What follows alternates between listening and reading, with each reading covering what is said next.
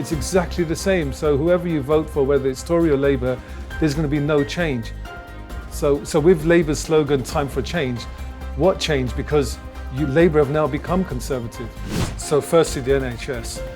We need to renationalise the NHS. What does that mean? That means the privatisation that's going on within the NHS is costing the NHS too much money. It's what's a direct consequence of the waiting lists going up. It's why the junior doctors are on strike. They're not being paid fairly for what they do. Economy is always on the books basically for any elections or any reforms or any policies of any government. Because at the end of the day, there has to be some kind of economic boom. There has to be some kind of a sustainable growth rate that brings more employment, better working conditions, which eventually percolates the money from top to bottom. So are you planning more tax on the rich or poor, or how is your economic drive going to be in terms of boosting the economy in general? I think definitely more tax for the rich, where they should be paying, and not going through the loopholes, as I've said. And also stop spending money on unjust wars. Hello and very warm welcome from our London studios. I'm Sohail Qureshi and I'm bringing you the latest on the UK elections 2024. Today we have a special guest, Yousaff Khan, who is running the forthcoming elections of 4th of July 2024 from Thurrock. This constituency has been a stronghold for Conservative for a very long time, since 2010. And Yousaff Khan has a pledge that he wants to break that stronghold. And coming from the Workers' Party, Britain, he wants to turn the tide and win this election. So very warm welcome to Yousaff. Thank you very much for coming and joining us, Yousaff. Thank you very much for having me here. Yeah. So it must be very excited for this forthcoming election. Very excited indeed, and I think this is the first time, with the help of social media stations like yourself, where we're able to get the message to all of the people of Britain, especially for me in Thurrock, to just really let them know there is a choice outside of the Tories and Labour. Okay. And this is your first election? This is my first election. Oh, excellent. That's a wonderful news. And you are a kind of a young man, and I'm sure young in politics, definitely. Yeah. And you must be bringing a lot of new ideas and to take the country to the next level. I'm really hoping to. So my background is in finance. I have over 30 years experience in finance. So I'm not that young, I'm 52. So 30 years of background. You look very young. You must have started at the age of 5 in finance, I suppose. Yeah. I'm blessed, alhamdulillah, to be in that position. I would just like to say 30 years of finance, so I know how the economy works, unlike my fellow, the people that are standing in Thurrock as well, the other MPs or parliamentary candidates. I want to get the economy moving for Thurrock. I want to help the small businesses in Thurrock as well, that are struggling under 14 years of Tory rule in Thurrock. Okay, excellent. So you also, I could see that you are a very fit person, so I can see that you have some personal interest in bodybuilding or keep maintaining your health at an optimal level. I do, and so the small business, I'm a small business owner. I own a security and bodyguarding company, and we've been fortunate enough to be, we look after many of the celebrities, Bollywood. We had the honor of bodyguarding the Pakistan ex-Prime Minister Imran Khan when he was here in the UK. So yeah, I have a small business, and so I know the struggles small business owners go through. Yeah, that's right, because unfortunately the economy is really on a nosedive. And I think you're absolutely right. Without the small and medium enterprises, businesses, no country, no nation can progress, because that is where the actual people of the nation are. So you are an entrepreneur, obviously, and I know that you have done a lot of social work as well. Would you like to tell us what was that about? Yeah, some of the social work that I have done, I have a passion in making our streets safer. So what I've put together is a community project called Drop the Knife and Succeed in Life. And this is where we help the young people to move out from the gang culture. We put them on a 10-week boxing program, and we also provide them mentorship so they become the best versions of themselves. So I hope to also introduce this in Thurrock as well, and we can take the model in any part of the UK. Wow, that's commendable. I think that it's very important that we focus on the youth. As they say, that you treat the youth right and you don't have to punish the men. It is very important. Educate the youth and you don't have to punish the men later on. I think that is what you're doing. Gun and crime culture has been, unfortunately, a bane of many countries, many capitals, especially London. And that's a great job. Do you have any support from the government or the local councils in that social work that you're doing? No support at all. It's all self-funded, and people that I know are helping me and supporting me in this. So we don't charge any money to the youth that come in on the program. So at the moment it's self-funded, and this needs to change. This is why I'm here to really become elected as the MP for Thurrock. So I want to be able to, for this project, for many other projects that people are working on, provide them with the funding to help the community. So get them away from the culture of crime, bring them onto the right side, open their eyes up to the many opportunities that are available for them, and just give them that support and guidance. And that's what I really want to see. What really brought you to politics in this way, that you want to run an election, which is a commendable job? And I think I would admire your courage, basically. So what was actually that pivotal moment that really made you go for this particular seat? Thank you. So I would say my inspiration is George Galloway. So for 50 years, George Galloway has been campaigning for, I would say, being on the right side of history for 50 years. Now, when I discovered that George Galloway has, he had obviously won in Rochdale, which was brilliant news for people like me. When I then heard he has his own party called the Workers' Party, that inspired me to think, and I want to be part of this movement, and I want to help to make a difference. So, really my inspiration is George Galloway, and I really want to make a difference for the local community. Yeah, excellent. George Galloway has started this party in 2019. It took almost 5 years before Mr. Galloway was noticed at the national screen for his party. He has been a great name for British politics, and he has a very vociferous voice on a number of issues, especially on Palestine, anti-imperialism, Yes. and socialism. So you have recently joined his party. I have indeed, and not only myself, there's hundreds of parliamentary candidates across the country that are standing up to the rule of Tory and Labour. And Labour, the lost its way Labour. It's no longer the Labour that I once knew. It's totally a different party. They don't even treat their own MPs. A perfect example as Diane Abbott, for example, Jeremy Corbyn. These are stand-up people that everyone respects. Yet the Labour Party have I would say, mistreated them, in my opinion, and I think that's unfair. So it's no longer the Labour Party that I grew up with. It's totally different. I can't recognise it anymore. So you were Labour before? I was Labour. Running, I see. Okay. I was Labour, and I think as a typical, I would say, Asian communities, father supported Labour, the whole family supported Labour, and it's one of those we felt this was the party that spoke up for us. Yes. But that's no longer the case.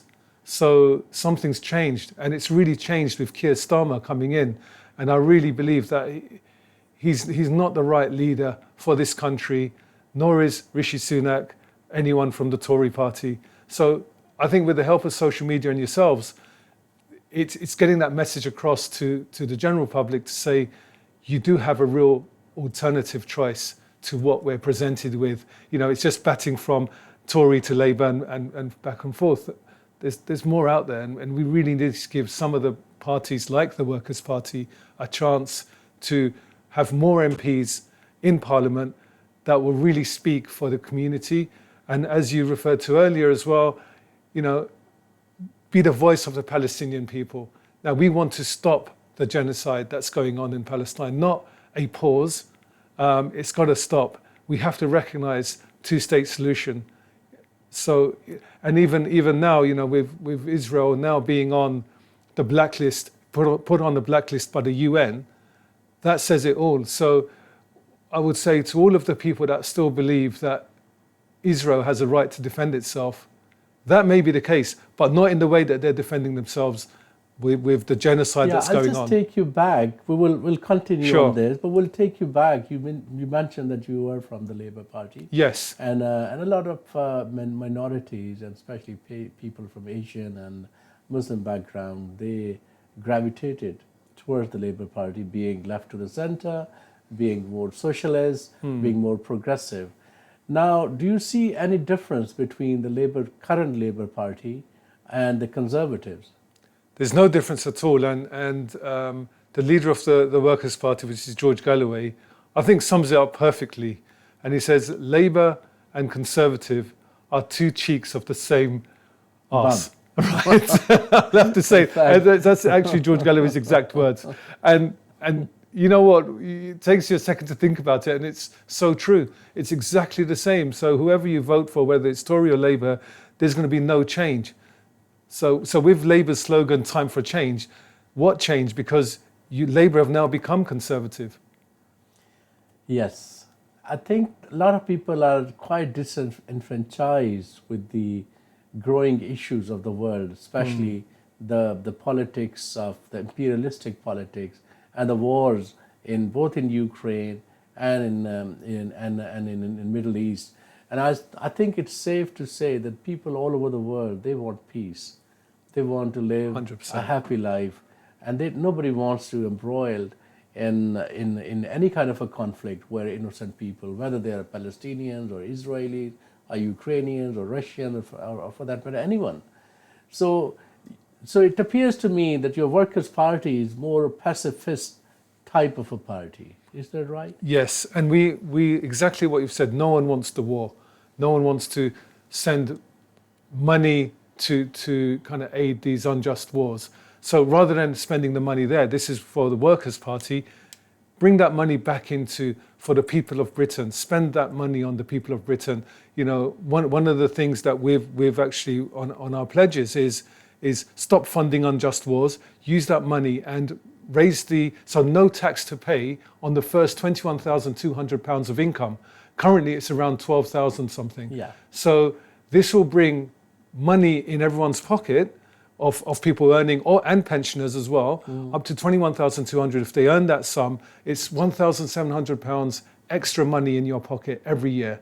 And that's where we feel you're definitely making a difference. Yeah. I think that's one of the very good slogans that you have. But people are really worried about the decadence of the NHS and also the education level of the country.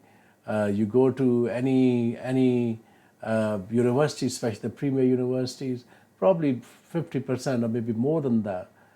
We have foreign students. The Britishers or British youth, they try not to go into university and get under debt. Similarly, waiting lists in the NHS. Do you have any panacea for these two ills that are really confronting the entire UK population? We do indeed. So firstly, the NHS. We need to renationalise the NHS. What does that mean? That means the privatisation that's going on within the NHS is costing the NHS too much money. It's what's a direct consequence of the waiting lists going up. It's why the junior doctors are on strike. They're not being paid fairly for what they do. And even the other NHS staff are not being paid fairly. Now, going back to COVID times, everyone's clapping in the streets and saying well done to all the NHS staff. When it comes to paying them fairly, the government doesn't seem to be responding in the way that we feel that the government should. So once we renationalise the NHS, it will provide better money to be spent on paying workers fairly and also to streamline in a way where the money will go into the right places, therefore bringing the waiting list down. That's for the NHS. In terms of education with the Workers' Party, what we believe in is education should be funded. It should be free education. So it shouldn't be going to university is because someone's wealthy enough to go to university, or they take on so much debt that they're paying for it for half their lifetime, trying to get rid of this debt. And that's just a pressure on people's mind. It does impact mental illness as well. You could say it's mental health, having debt coming out from university when you're trying to find a job. So we want to provide free education, and that's what we hope to get to at some point. How do you envisage your plan for the poverty alleviation? The Forbes magazine and many international economic surveys say that the gulf between the have and have-nots, the poor and rich, or mega rich we're talking about, that is expanding everywhere in the world, and so is in the world, in the Western world and in the UK. People today, they are worse off than they were about 2-3 years ago. Yes. And pensioners are struggling financially, especially in the winter months when the price hike, especially the gas and power, it goes up. So what plans do you have to bridge the gap between have and have-nots, and especially for the poor and the downtrodden? So I'll touch on what you've said, the bills going up first. So with the gas and electricity, this is because it's mostly privatized. We want to bring that back into government's control. So once that's done, we can reduce the prices. Because right now it's all about profits. It's all the big companies making money. And going on to the other point you raised on the gap between the rich and the poor, many of the rich big corporate companies or the wealthy people, we all know they pay less tax than the average working man or woman, right? So they're paying less tax because they can employ the right accountants, or there's many loopholes designed for the rich people to stop paying the tax that they have to pay, that they should be paying. And this applies to individuals and wealthy companies as well, the big corporate companies. So we need to tax fairly. So tax the rich in a way where there are no loopholes.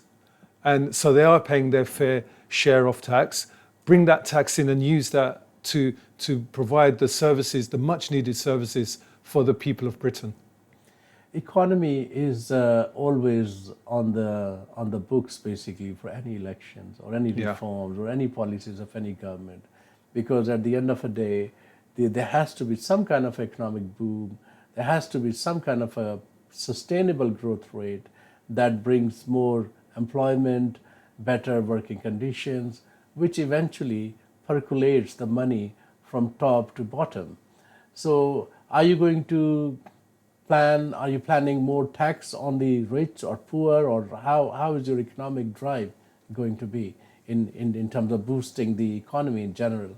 I think definitely more tax for the rich, where they should be paying, and not going through the loopholes, as I've said. And also stop spending money on unjust wars, because that is costing millions. And because of that, we then apply sanctions to certain countries.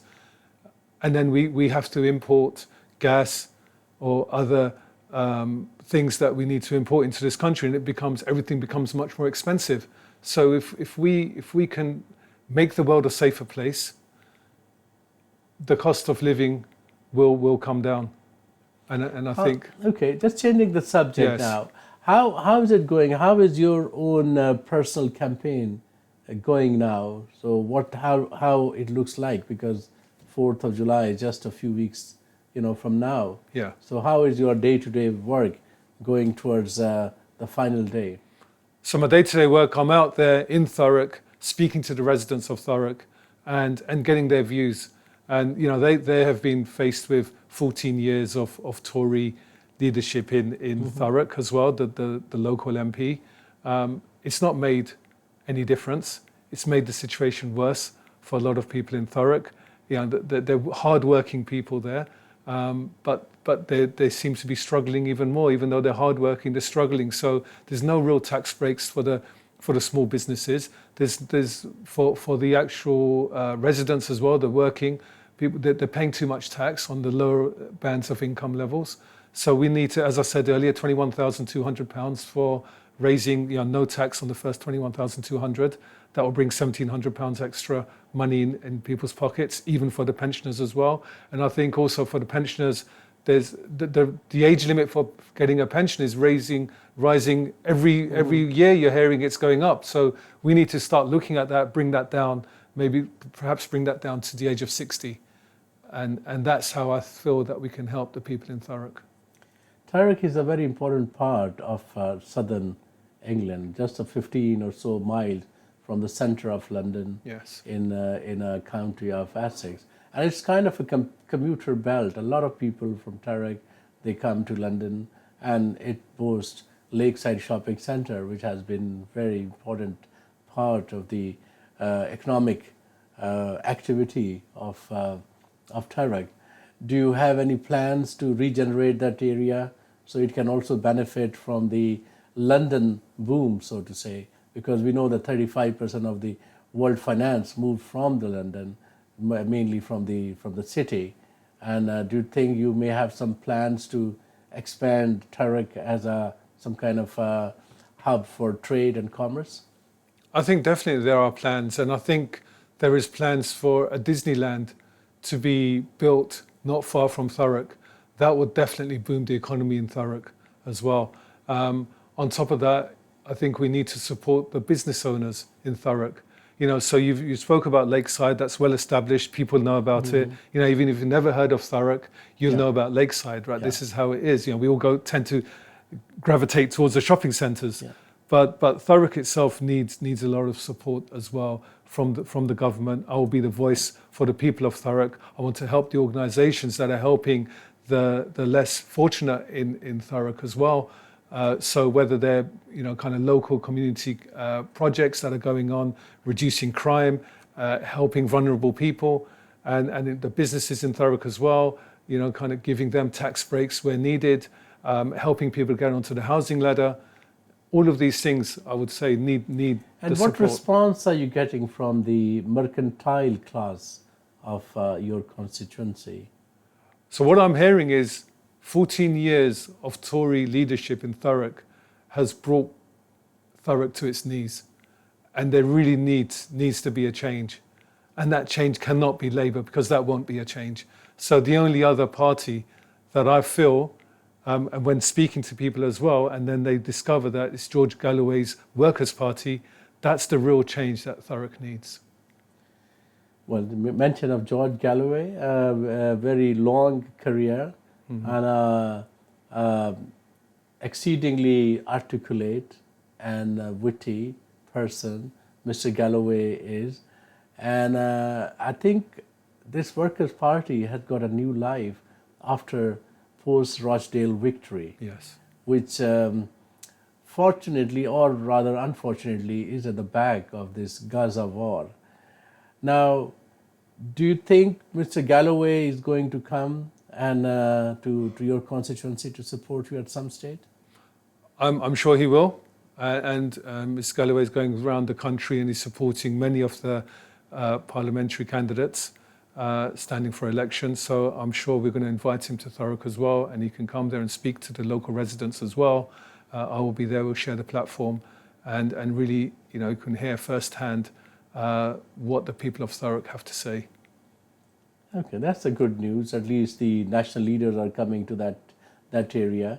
And how are you funding this campaign?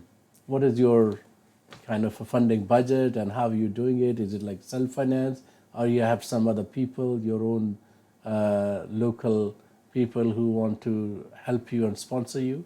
So I have had people approaching me and say, I'd like to fund you. But on a personal level, I wanted to self-fund this campaign myself.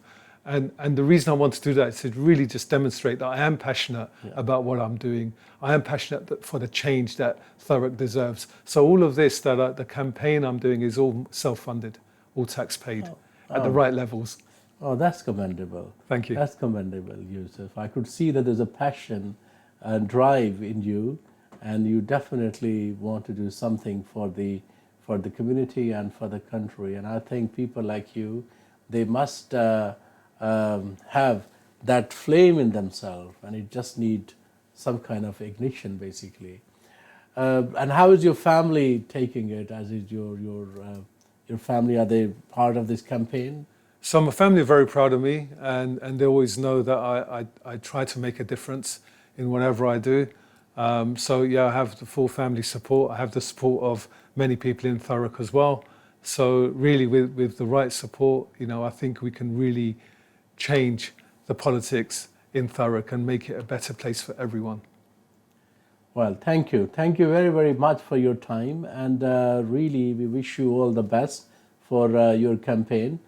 And with that, our dear viewers, so we say goodbye to you from our London studios, and with a final word from us, a very, very deep and heartfelt best wishes to Yousaff Khan and many other candidates who we will interview time to time. And the whole idea is this, that we need to do something for our country to make it better, make it more prosperous, and also to shine in the comity of the nations in the world. So good night from me. I'm Sohail Qureshi from our London studios at Quews.news.